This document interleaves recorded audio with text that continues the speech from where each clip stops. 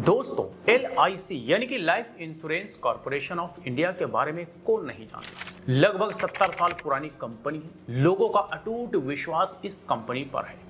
लेकिन क्या जितनी पुरानी कंपनी है और जितना लोगों का अटूट विश्वास है, उतना बेहतरीन LIC लोगों को रिटर्न देती है? इसका जवाब अगर आप हमसे चाहेंगे तो जवाब होगा नहीं, बल्कि इससे कहीं ज्यादा बेहतर रिटर्न और भी कई जगहों पे हमें देखने को मिलता है, जिसके बारे में आज हम इस वीडियो में बात करेंगे। तो चलिए बारी बारी से समझते हैं कि क्या LIC हमें जो रिटर्न देती है वो ठीक रिटर्न देती है, और LIC नहीं तो और क्या, यानी क्या ऑप्शंस हमारे बीच हैं। सारे ऑप्शंस के बारे में बात करेंगे, कंपैरिजन भी करेंगे, कैलकुलेशन भी देखेंगे। तो चलिए बारी बारी से देखते हैं और समझते हैं। सबसे पहले हम देखेंगे LIC का एक छोटा सा कैलकुलेशन के लिए हमने LIC कैलकुलेटर का एक वेबसाइट यहां पर ओपन करके रखा हुआ है। हम इसे रिफ्रेश कर लेते हैं। रिफ्रेश करने के बाद आप यहां पर देख सकते हैं कि LIC का एक प्लान है जिसका नाम है न्यू जीवन आनंद प्लान 715। इसी का प्रीमियम कैलकुलेट हम यहां पर करेंगे। हम यहाँ पे एज अपना मान करके चलते हैं 25 ईयर्स। टर्म्स मिनिमम 15 ईयर्स इस प्लान का है। ऊपर चाहे आप जितना जा सकते हैं। अमाउंट हम ले लेते हैं 2 लाख रुपए, और ADDB राइडर और टर्म राइडर ये भी हम चेक कर देते हैं और कैलकुलेट प्रीमियम पर क्लिक करते हैं। अब हमारे पास पूरा का पूरा प्लान डिटेल्स के साथ साथ प्रीमियम डिटेल्स भी हमारे सामने आ गया है, और मैच्योरिटी डिटेल्स भी हमें यहाँ पर देखने को मिलता है। मैच्योरिटी डिटेल्स में क्या क्या है तो देख लीजिए। टोटल पेड प्रीमियम 2,56,020 रुपए का है, यानी कि लगभग 2.5 लाख रुपए का टोटल प्रीमियम पेड है इस प्लान में, अगर 2 लाख रुपए का सम अस्योर्ड करते हैं तो। बेसिक सम अस्योर्ड कितना है? 2 लाख रुपए। अब आप कहेंगे कि भाई बेसिक सम अस्योर्ड 2 लाख रुपए है तो टोटल पेमेंट जो है वो 2.5 लाख रुपए लगभग क्यों हुआ? तो जो आप इंस्टॉलमेंट में करते हैं और जो आपको टैक्स वगैरह होता है वो सारा कुछ मिला करके आपका जो बेसिक सम अस्योर्ड अमाउंट होता है उससे कहीं ज्यादा बन जाता है। तो आप मान करके चलिए कि आपने अपने जेब से 2,56,000 रुपए जमा किए। बोनस आपको इस पर मिलता है 1,26,000। FAB अप्रोक्स 4,000 रुपए आपको मिलता है, यानी कि टोटल मैच्योरिटी अमाउंट आपका 3,30,000 रुपए हो जाता है। कितने सालों में? 15 सालों में। इसके बाद आपको 2 लाख रुपए का मिलता है लाइफ इंश्योरेंस, जो कि लाइफ टाइम के लिए होता है, यानी कि पोस्ट मैच्योरिटी भी आपको इसका बेनिफिट मिलता है 2 लाख रुपए का। वैसे 2 लाख रुपए से मुझे याद आ गया कि गवर्नमेंट का जो स्कीम होता है 400 रुपए ईयरली का जो प्लान है, उसमें भी आपको 400 रुपए ईयरली जमा करके 2 लाख रुपए का लाइफ इंश्योरेंस का कवरेज ले सकते हैं, और चाहे डेथ जैसे भी हो आपको 2 लाख रुपए का जो है आपको इंश्योरेंस मिल जाता है। उसी तरह का इंश्योरेंस आपको यहां पर भी लाइफ टाइम के लिए देखने को मिलता है। तो ये एक प्लस पॉइंट है। लेकिन जमा पैसे किए गए 2,56,000 रुपए और हमारा टोटल कॉर्पस बना 3,30,000 रुपए, यानी कि डिफरेंस की बात करें तो लगभग हमारे को 80,000 रुपए एक्स्ट्रा पैसे दिया है LIC ने। ये हमने यहां पे कैलकुलेशन देख लिया और समझ लिया। ये सिर्फ और सिर्फ हमने LIC का कैलकुलेशन देखा। अब चलिए देखते हैं एक म्यूचुअल फंड के SIP का कैलकुलेशन, कि अगर मान लीजिए इतना ही अमाउंट 2.5 लाख रुपए अमाउंट अगर आप म्यूचुअल फंड में जमा करते हैं, SIP के थ्रू जमा करते हैं और 15 साल के लिए करते हैं, तो आपका कितना टोटल कॉर्पस बनता है और कितना बेनिफिट बनता है। चलिए एक बार इसका भी हम कैलकुलेशन देखते हैं और समझते हैं। तो इसके लिए हमने यहाँ पे एक्सेल शीट रेडी करके रखा हुआ है। आप यहाँ पर देख लीजिए कि 1389 रुपए मंथली का SIP अमाउंट हमने लिया है, जो कि इन्वेस्टमेंट होता है ईयरली का 16,668 रुपए। टोटल इन्वेस्टमेंट हमने 15 सालों में 2,50,020 रुपए का हमने यहां पे कर दिया है, जो कि आप यहां पर देख सकते हैं। टोटल रिटर्न हमारे को बना 15 सालों में 4,50,836 रुपए, जो कि इन्वेस्टमेंट के मुकाबले आप डबल से थोड़ा कम कह सकते हैं। सिर्फ और सिर्फ रिटर्न अमाउंट यानी कि बेनिफिट आप कह सकते हैं। अगर टोटल कॉर्पस की बात करें तो 7,0856 रुपए बनता दिख रहा है 15 सालों में, जो कि इन्वेस्टमेंट के मुकाबले 2.8 गुना हमारा ये टोटल फंड 15 सालों में बना करके देने का काम कर रहा है म्यूचुअल फंड। ठीक है, इन्फ्लेशन एडजस्टमेंट करने के बाद भी अगर वैल्यू आप देखेंगे 15 साल बाद तो 3,38,578 रुपए वैल्यू रह जाता है 15 साल बाद, और महंगाई बढ़ता है लगभग 2 गुना। इसी महंगाई को एडजस्टमेंट करने के बाद इस LIC वाले अमाउंट को अगर देखेंगे इन्फ्लेशन एडजस्टमेंट करने के बाद वैल्यू, तो इसको आधा आप करके देख लीजिए, तो आपका जो वैल्यू रह जाता है वो आपके इन्वेस्टमेंट अमाउंट से भी कहीं कम रह जाता है, क्योंकि 3,30,000 रुपए तो टोटल मैच्योरिटी अमाउंट बना। अगर आप इसको आधा कर देंगे तो कितना बनेगा? 1,80,000 रुपए, जो कि हमारा टोटल इन्वेस्टमेंट अमाउंट से कहीं ज्यादा कम है। इसीलिए मैंने कहा कि LIC से कहीं ज्यादा बेहतरीन रिटर्न और भी कई जगहों पे मिलता है और उसमें से एक है म्यूचुअल फंड।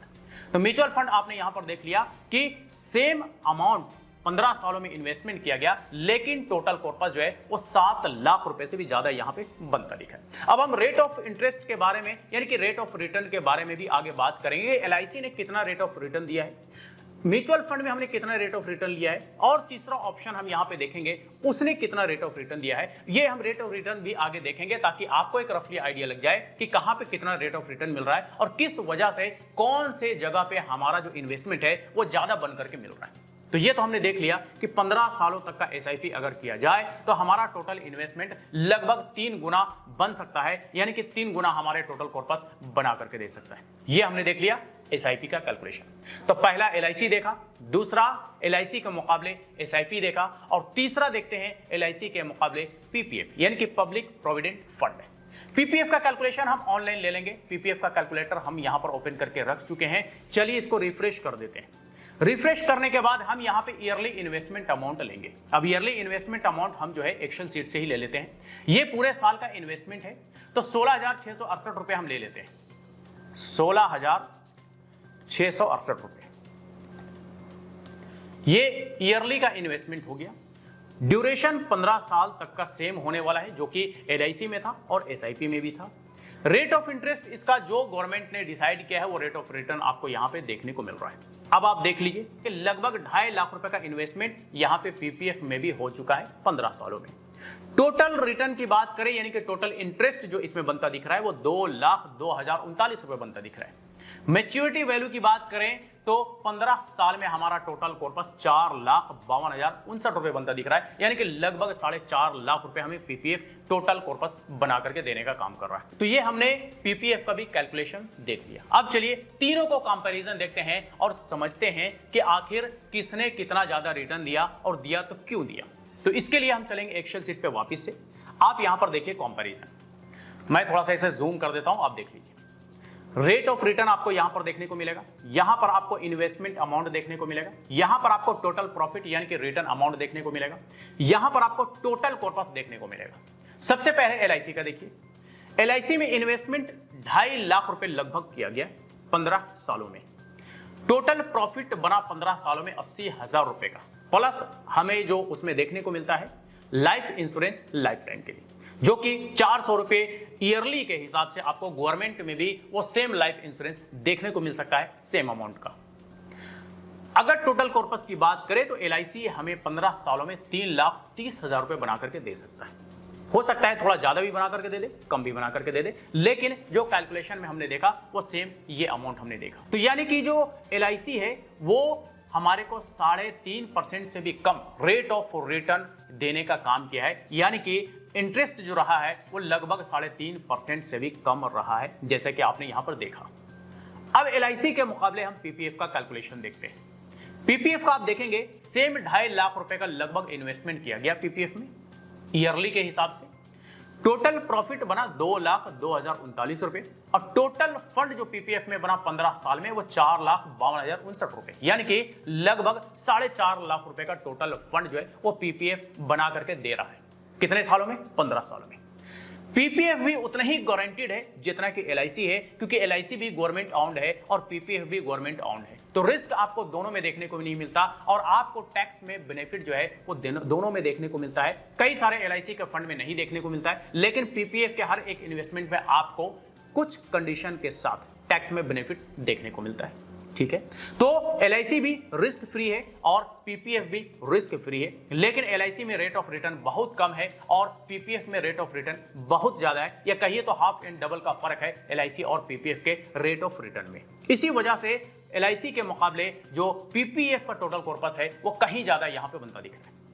लेकिन अगर हम म्यूचुअल फंड से कंपैरिजन करें दोनों को या सिर्फ LIC को, तो देख लीजिए म्यूचुअल फंड 12% का एवरेज रेट ऑफ रिटर्न अब हो सकता है 12% पे कुछ लोग ऐतराज करें आज के मार्केट के मद्देनजर, लेकिन आज के मार्केट के मद्देनजर मत कीजिए, क्योंकि जब भी म्यूचुअल फंड और एलआईसी की बात होती है तो फिर लॉन्ग टर्म की बात होती है। ये सारा लॉन्ग टर्म का यानी कि लंबे रेस का गेम है। तो लॉन्ग टर्म के लिए इन्वेस्टमेंट करेंगे तो आपको एवरेज 12% का बड़ा आसानी से रिटर्न देखने को मिल जाता है। आप देखेंगे कई सारे फंड्स ने पिछले 15 सालों से 10 सालों से लगातार 12, 13, 14, 15, 20% तक का एवरेज रिटर्न देने का काम किया, इसलिए हमने यहाँ पे 12% मिनिमम म्यूचुअल फंड का जो है रेट ऑफ रिटर्न लिया है।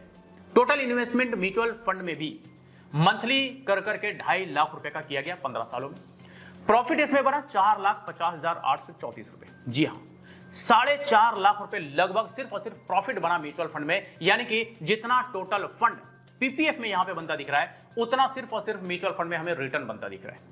टोटल कॉर्पस की बात करें तो 7 लाख रुपए से भी ज्यादा हमारा टोटल कॉर्पस 15 साल में यहां पे बनता दिख रहा है, जो कि एलआईसी के टोटल फंड के मुकाबले म्यूचुअल फंड का टोटल फंड डबल से भी ज्यादा है।